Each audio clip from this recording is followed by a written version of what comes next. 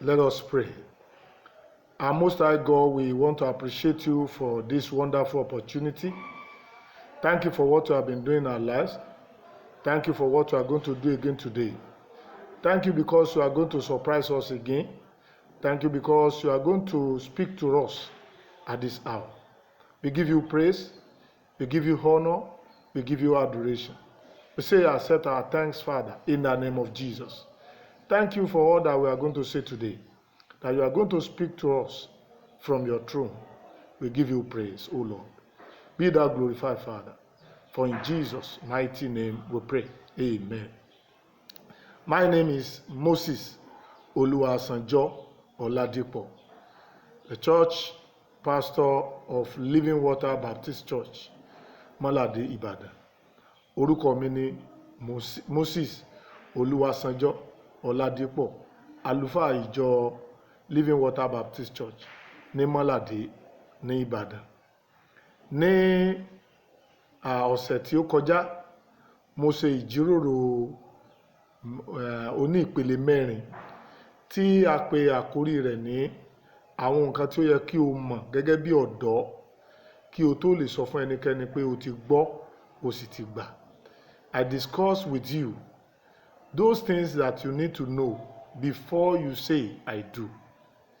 And in that discussion, I share with you my own personal experience.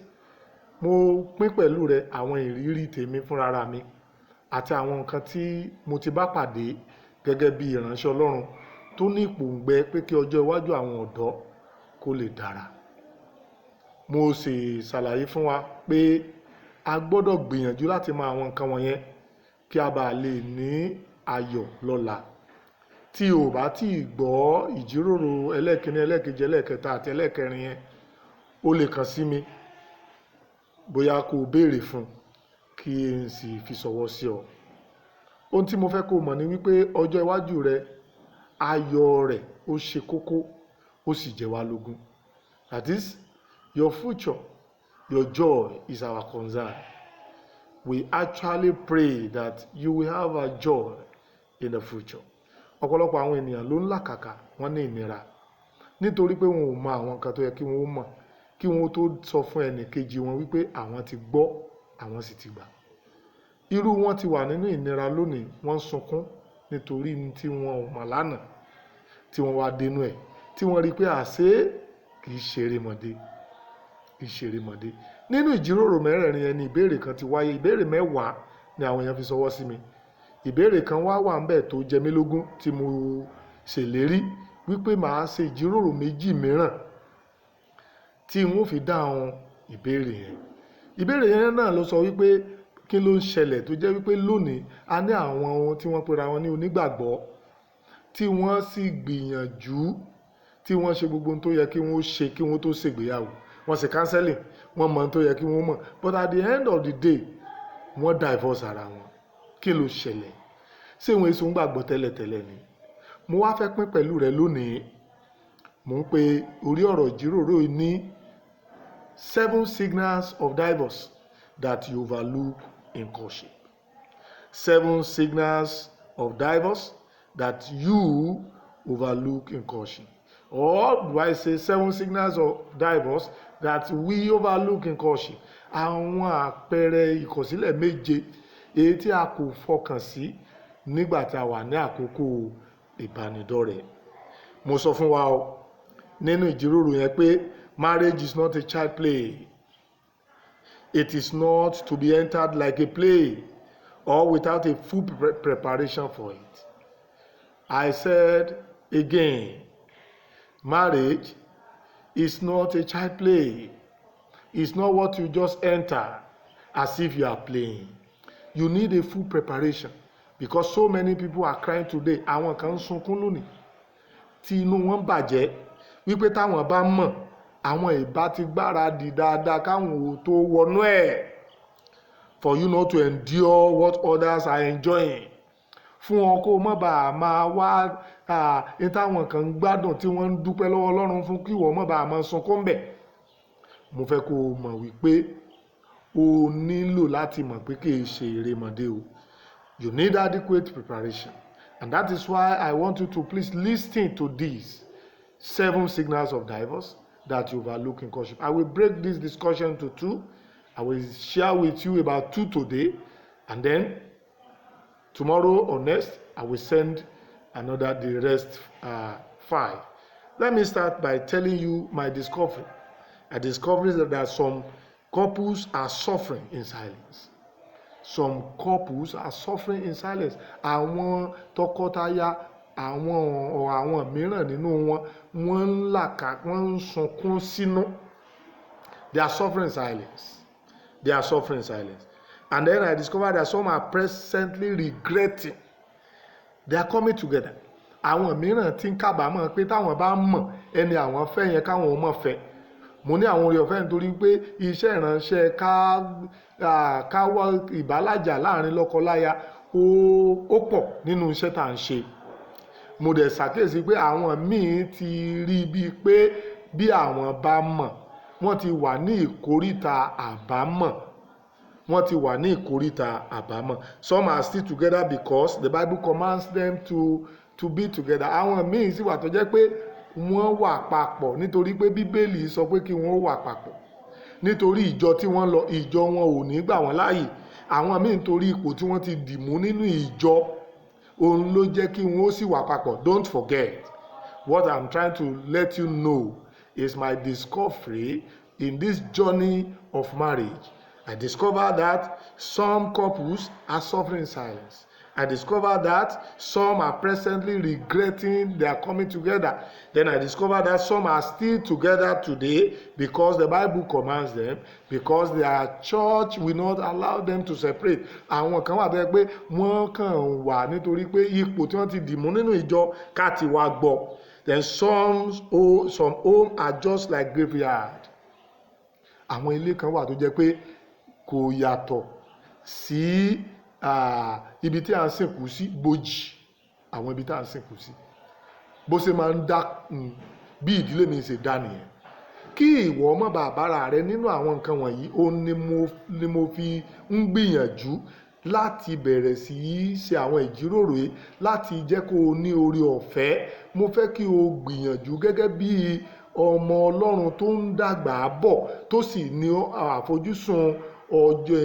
àfojúsùn ní ọjọ́ iwájú pé òun fẹ́ ní ìdílé tó jẹ́ ìdílé aláyọ̀.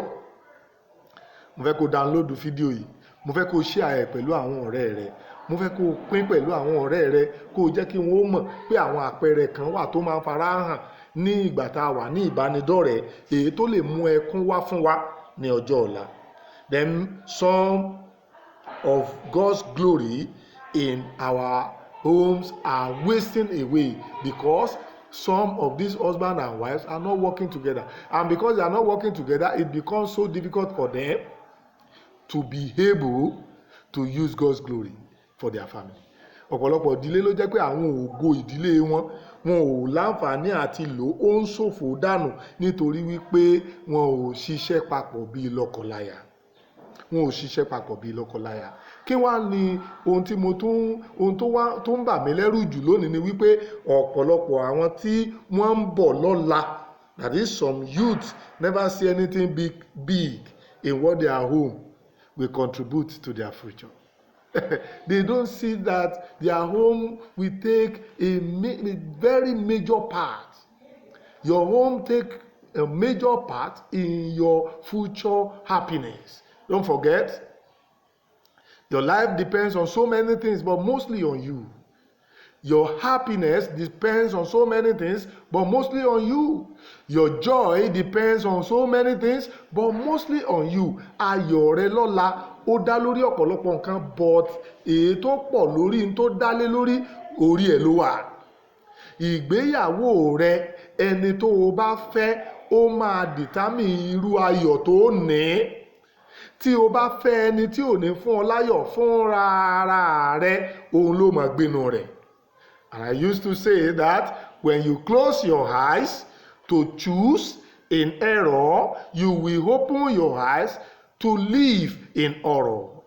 When you close your eyes to choose in error, you will open your eyes to live in horror. So today's youth, some of them never bother about the choice of their life partner. They only think that everything goes. Lónìí ọ̀pọ̀lọpọ̀ àwọn ọ̀dọ́ wọn ò kà á kún irú ẹni tí àwọn ò fẹ́ gbọ́dọ̀ jẹ́ tàbí tó máa jẹ́. Ohun tí wọ́n rò ní pé gbogbo ẹ̀ náà gbogbo ẹ̀ nígbò tí jọmọ Ọlọ́run church láti pàdé. Your choice will determine your joy. Please don't forget, your choice will determine your joy. Your choice today will determine your joy tomorrow. And because your choice today will determine your joy tomorrow, you need to make a right choice. My concern is all about your future. My concern is all about your happiness. My concern is all about your future. My concern is all about your happiness. Let me quickly share with you those signals that you overlook in courtship. Number one, I call this one partial love. Ìfẹ́ tí ò jinlẹ̀. Ìfẹ́ tí ò jinlẹ̀. Love needs to graduate from one level to the other. Until your love matures, your wedding must not come. We have some wedding today that even during the wedding day, you will see that these people, their love has not graduated. Àwọn ìgbéyàwó mi wà tá a ṣe lónìí tó yẹ pé nínú ìgbéyàwó lẹ́yìn ti ṣàkíyèsí wípé àwọn ènìyàn wọ̀nyí ìfẹ́ wọn ò tí ì gbòòrò tó, ìfẹ́ wọn ò tí ì jinlẹ̀, ìfẹ́ wọn ń wò bàìbàì. Tí ìfẹ́ ò bá tí ì jinlẹ̀ kò yẹ kí ìgbéyàwó wáyé. Premature love will not take any marriage far. Don't forget, premature love will not take any marriage far. Then you want to ask me, Pastor Moses, when does a love mature? How many months? Bóyá ìbéèrè tó fẹ́ bí mí nìyẹn pé oníwàásù Mósè Ọládípọ̀ ìgbà wo la fẹ́ sọ wípé ìfẹ́ ti gbòòrò tàbó ti jinlẹ̀? Yóò tó sùn mélòó? Maturity is not about age or months. Kì í ṣe nípa bó ṣe pẹ́ sí ni ìfẹ́ fi máa jinlẹ̀. Kì í ṣe nípa bí ìgbà tá a ti bẹ̀rẹ̀. Rárá o. Kì í ṣe nípa ìgbà tá a ti bẹ̀rẹ̀. Kí ni ìfẹ́ gan? What is love? And that is one of the problem of marriage today. Ọ̀kan nínú ìṣòro tí ìgbéyàwó ní lónìí nìyẹn. Nígbà tá a bá ń sọ̀rọ̀ nípa ìfẹ́, ọ̀pọ̀lọpọ̀ ni ohun tí à ń pè ní ìfẹ́ òye. Nítorí wípé gbogbo ìwé tá a ní tó lè sọ̀rọ̀ nípa ìfẹ́, wọn ò sọ ìjìnlẹ̀. Ìfẹ́ ṣe é ṣàlàyé, ó lè má ṣe divine. Ìtẹ́ èèyàn ọ̀bá sì mọ ìtumọ̀ rẹ̀, èèyàn ò ní lè gbé ìgbé ayé. Àwọn míì tẹ́ bá ní kí ni ìfẹ́, wọ́n á ní ìfẹ́ ní love is feeling. It's emotional feeling. As some will say, love is when you will discover that. Okay, let me ask you, bro, what is love? I know you are also trying to put something down, but do you see that it is a little bit difficult for you to define love? And that is why it's difficult for people to live in marriage, because the only language in marriage is love, and we don't know what love is all about. We don't know what love is all about. And I want to tell you today that love is sacrifice. Somebody said love is action. And I want you to know, you don't know the heart of anybody through their words, but by their action. O lè mọ ọkàn ẹnikẹ́ni nípa ọ̀rọ̀ tí wọ́n ń sọ. Ẹlòmíì ò pé téèyàn bá ń sọ̀rọ̀ ẹ mọ̀ pé nífẹ̀ẹ́. Ó jù bá yẹn lọ. Love is sacrifice. It is a sacrifice for somebody to decide to live with you for the rest of his or her life. It is a sacrifice for a lady to drop her father's name and decided to pick